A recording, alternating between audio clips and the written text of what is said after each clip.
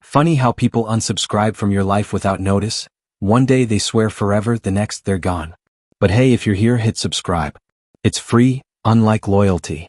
She had the audacity to declare that she understood my emotions but hoped I would see the larger picture and let the past go, for Mom's sake. After her response, I was more perplexed than ever. I thought having time to dwell on my emotions would help, but it actually made things worse. Relatives I hadn't heard from in years began reaching out, urging me to let go of my anger. They warned me that if I didn't reunite with my family soon, I would regret it. Their words stung, but I realized they only knew a fraction of the truth. They believed I was being unfair, yet they had no idea what I had endured. Their misplaced judgment only fueled my uncertainty and fury. A few days later, my dad sent me another message. It contained sparse details about Mom's condition, but the little he revealed made it clear she wasn't doing well. He insisted that Mom had always loved me, that she wanted us to be a family again. But the message felt off. It wasn't an apology. It wasn't an acknowledgement of my pain. Instead, it read like a subtle attempt to manipulate me into feeling guilty. Did he even understand the weight of their actions? For hours, I wrestled with my thoughts, trying to figure out what to do. Meanwhile, a different storm brewed in my personal life. I suspected my wife was planning a divorce, so I took steps to protect my assets. 2 weeks later, she filed, but then backtracked when her plan backfired. Hello everyone, before we start today's video, I need your help. We've noticed that the channel is losing traction, and subscribing is one of the best ways you can support us. It's quick, free, and allows us to continue bringing you great content. Your support means everything. Let's keep this channel growing together. Thank you. Now let's begin the video. Hello people. I've been skimming through the posts here for a while, believing I'd never have my own tale to tell. But life has a way of shocking you, and I've been carrying this burden for months. I need to let it out. Let me be clear, I've never been the type to jump to conclusions or assume the worst. My wife, let's call her M, and I have been together for 6 years, married for 4. Things were solid, or so I thought. We had our ups and downs like any couple, but nothing that made me question our relationship. For the most part, we were that couple, completely committed, best friends. We laughed at stupid inside jokes, argued for hours over which movie to watch, and had a rhythm that just worked. She planned date nights, and I treated her to her favorite takeout after a long day. It felt effortless, as if we had unlocked the secret to love. That's why what happened next hit me like a ton of bricks. The shift. 6 months ago, things started to change. Subtly at first, little details you'd miss if you weren't paying attention. She began carrying her phone everywhere, even when she was just going to the kitchen or folding clothes. Before, her phone would sit on the coffee table for hours. She never cared if I picked it up. One day I joked, "What are you, running some secret spy ring now?" She chuckled. But something was different. And I was about to find out just how deep the betrayal ran. And then she added a password. That one caught me off guard because she had never used one before. Sure, she had been emailing a lot lately, fine, no big deal. But a few days later, her phone suddenly required a passcode. When I casually asked why, she gave me some vague excuse about security and hackers. I didn't press the issue, not wanting to seem paranoid, but something about it felt off. And it didn't stop there. She started taking calls in private, which was completely out of character. Her phone would ring and she'd grab it quickly, saying, "Oh, let me just take this real quick," before disappearing into the bedroom or stepping onto the porch. If I asked who it was, her response was always the same, "Just a friend from work." Then came the new habit, the phone always face down on the table. I hadn't even realized that was a thing until I reached over to hand her something, and she hastily moved her phone out of the way. It was a blink and you miss it moment, but it stuck with me. The growing distance. It wasn't just the phone. It was her. Conversations that once flowed effortlessly now felt like a struggle. It was like pulling teeth just to get her to engage. When I brought up future plans, "Where should we go for our anniversary?" Or, "Do you think we should start saving for a new car?" She'd barely react. A nod. A dismissive, "Yeah, we'll see." Then she'd change the subject. And then came the moment it all clicked. The coffee date that wasn't. It was a random Wednesday when she casually mentioned she was grabbing coffee with a friend after work. Nothing unusual, she did that from time to time. Coincidentally, I had some errands in the same area, so I thought, why not surprise her? Would be cute. But when I arrived, she wasn't with her friend. She stood outside the cafe pacing. Phone pressed to her ear. I stayed in my car watching. Something about the way she spoke felt serious. I didn't mean to eavesdrop, but certain phrases drifted through the air. "It's almost ready. Starting fresh soon." My stomach twisted. This wasn't a conversation about work. This wasn't a friendly chat. It felt bigger. A plan. A secret. The final clue. When she got home, I kept my voice light. Casual. How was coffee? She launched into a detailed story about her friend complaining about her boyfriend. It was oddly specific, so specific that it felt rehearsed. I just stared at her for a second. And then she said something completely out of the blue. I just think we should have everything in one place, you know? Like all our account info, passwords, documents, just in case of an emergency. My chest tightened. This was something we had never talked about before. And given everything else, the secrecy, the distance, the private calls, the timing was too perfect. What kind of emergency? I asked, keeping my voice even. She shrugged. It's just smart, isn't it? What if something happens to one of us? Or if we need to make a big financial decision quickly?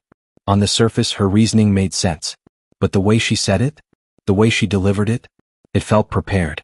As if she'd been waiting for the right moment to bring it up. I nodded, murmured a vague agreement. But inside, alarms blared. Why now?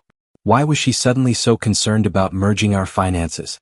We had always kept things separate and it had never been an issue before. That night, my mind wouldn't let it go. I replayed her words, the phone calls, the cafe conversation. Was I overthinking? Was this just normal, responsible adult behavior? Or was this the final clue that something was terribly wrong? The pieces were falling into place and I didn't like the picture they painted. Until then, I had done nothing but observe. But the more I noticed, the harder it became to ignore. A few days later, she brought it up again. We were in the kitchen. I was making a sandwich and she was scrolling through her phone. Casually, she asked, "Have you thought more about organizing the bank stuff?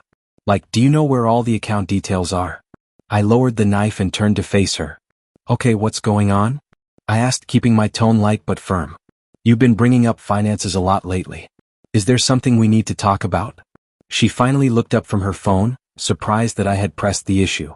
"No, nothing's wrong," she said lightly, forcing a small laugh. "I just think it's important, that's all. You know, for emergencies." "Emergencies like what?" She shrugged, her expression unreadable. "I don't know. Just life stuff. It's not a big deal, I promise. I just think it's something we should stay on top of."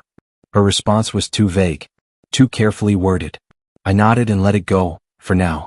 But the way she avoided giving a direct answer only made my suspicion grow. This wasn't just some random thought she had. It felt like she was hiding something. But what? A discovery that changed everything. The next day, while she was at work, I decided to dig a little deeper. I logged into our joint account online, expecting everything to be normal. It wasn't. Over the past month, there had been multiple small withdrawals. Tiny amounts. Nothing major, nothing that would immediately raise alarm. But they weren't linked to bills, groceries, or anything else that made sense. I didn't want to jump to conclusions, but it was clear, she was withdrawing money for something. And I had no idea what. I considered confronting her, but something in my gut told me to wait. If I was wrong, I'd look paranoid. But if I was right? If my instincts weren't just paranoia but a warning, then I had to be smart. It was eating at me, so I reached out to someone I trusted. An old college friend, who also happened to be a lawyer. I explained the situation as carefully as I could, trying not to sound like a conspiracy theorist. He listened patiently, then sighed. "Look," he said. "I'm not saying something is definitely going on, but you're not crazy for wanting to be prepared. If you're worried about protecting your assets, now's the time to do something about it. Better safe than sorry." He walked me through a few simple steps, ways to secure my finances without raising suspicion. I'll admit, taking such a drastic step felt wrong. Like I was preparing for a disaster I couldn't even name. But the more I thought about it, the more it made sense. Because if she was up to something, and I was starting to believe she was, I needed to be ready. A heartbreaking realization. This wasn't just about money. It was about our life. Our wedding day. The late-night conversations about our dreams. The inside jokes that no one else understood. How did we get here? How had our marriage come to this? Me quietly taking steps to protect myself from the person I once trusted completely. It felt like giving up. Like admitting we were no longer us. That evening, while she was out, I sat at my desk, my laptop open. My hand trembled as I pulled up our bank accounts, investments, and property deeds. Every document I studied felt like a betrayal. But a voice in my head wouldn't let it go. This isn't about sabotage. This is about survival. I wasn't trying to hurt her. But if I didn't act now, I might regret it forever. I compiled a list, everything I could move, everything I could secure. Ways to do it quietly without raising suspicion. With each step, the weight on my chest grew heavier. I had trusted her for years. Now, I was playing defense against the one person I thought would always have my back. Then I picked up my phone and made another call. To my mother. I kept my voice steady. I need you to hold on to some things for me for a while. It's nothing bad. Just something I need to do, to protect myself. Just in case. She was silent for a long moment. And then, finally, she spoke. I could hear the tension in my mother's voice. Are you okay? She asked, anxiety lacing her words. I lied. Yeah, it's just a precaution. Nothing to worry about. She didn't press, but I could sense the hesitation in her voice. Of course, sweetheart. Whatever you need. I hung up, feeling an odd mix of relief and shame. I hated dragging her into this. But knowing she had my back gave me a small sense of control in a situation that felt like it was slipping through my fingers. By the time Emma got home, I had already begun the process. The majority of my assets, our cash, investments, even the house, were transferred into my mother's name. I left just enough in our joint account to maintain the illusion of normalcy. Emma didn't notice a thing. She walked in, kissed my cheek, and asked if I wanted to watch a movie. I forced a smile, pretending everything was fine, but inside I was a wreck. Part of me felt guilty, like I was betraying her trust. But another part of me, the part that was slowly waking up, felt relieved. Because for the first time in weeks, I had the upper hand. A shift in the air. For the next 3 days, I kept things as normal as possible. She was happy. Almost too happy. She was suddenly affectionate again, initiating small talk about work, dinner plans, even future trips. It should have reassured me. It didn't. If she was planning something, she was doing a damn good job hiding it. But one thing stood out. She never mentioned the finances again. Not once. Not even after I had pressed her about it before. At first, I thought maybe I had overreacted, that she had dropped the subject because it wasn't important. But the more I thought about it, the more it felt deliberate. Almost like she was afraid to bring it up. I caught her watching me a few times. Not in an affectionate way, but as if she was analyzing me, trying to gauge my mood. Every time I noticed, she'd immediately look away, back to her phone, the TV, a book. It was subtle. But it was there. She was waiting. For what, I didn't know. But whatever her next move was, I needed to stay ahead of it. The moment of truth. 2 weeks passed. On the surface, everything seemed normal. Almost too normal. She was more loving, more engaged in conversation. She even started discussing unrelated things. Job opportunities, places we should visit, what we should eat for dinner. A part of me started to wonder, had I misread everything? Maybe her strange behavior had just been stress. Maybe I had overreacted. But then, on a random Friday night, she turned off the TV, sat beside me on the couch, and said the words that made my stomach drop. We need to talk. I already knew what she was going to say before she said it. I think we should get a divorce. Her voice was calm. Too calm. She wasn't angry. She wasn't emotional. She was detached. Like she was talking about needing to buy more milk.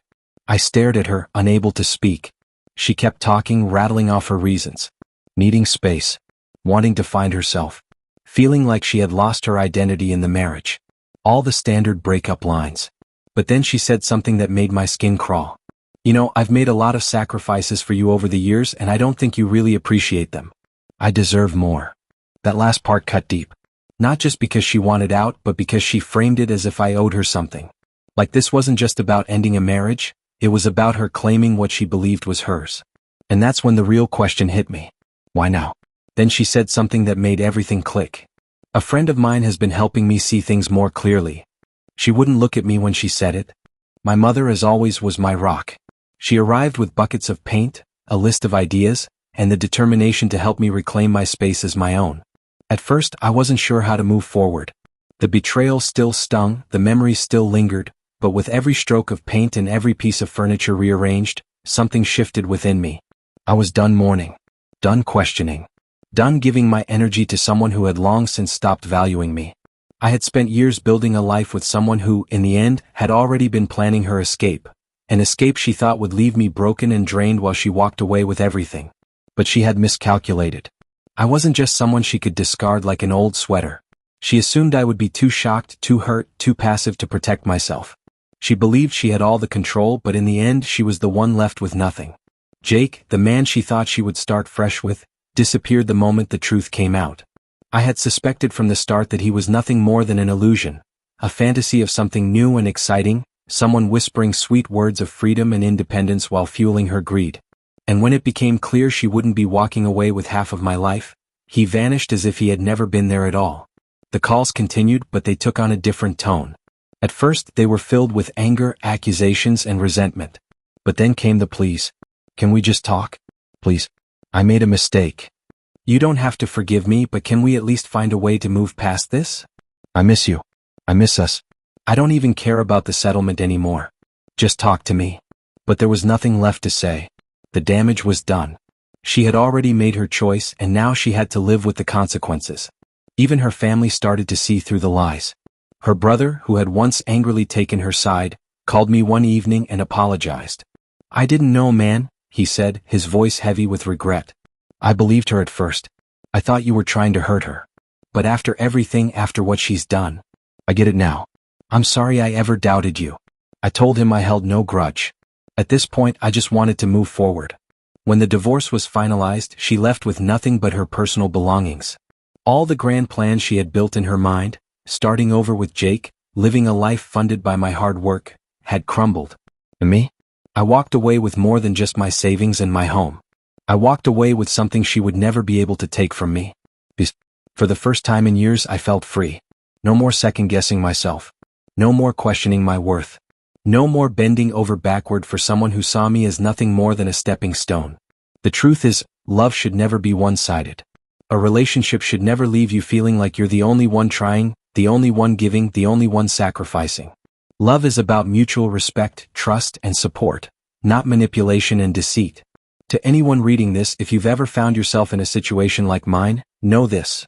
You are not weak for loving someone, but you are strong for knowing when to walk away. Sometimes, the people we trust the most are the ones who betray us in ways we never saw coming.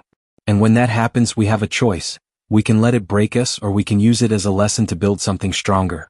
I chose the latter. If this story resonates with you, share your thoughts in the comments. Have you ever had to reclaim your power after betrayal? Let's talk about it.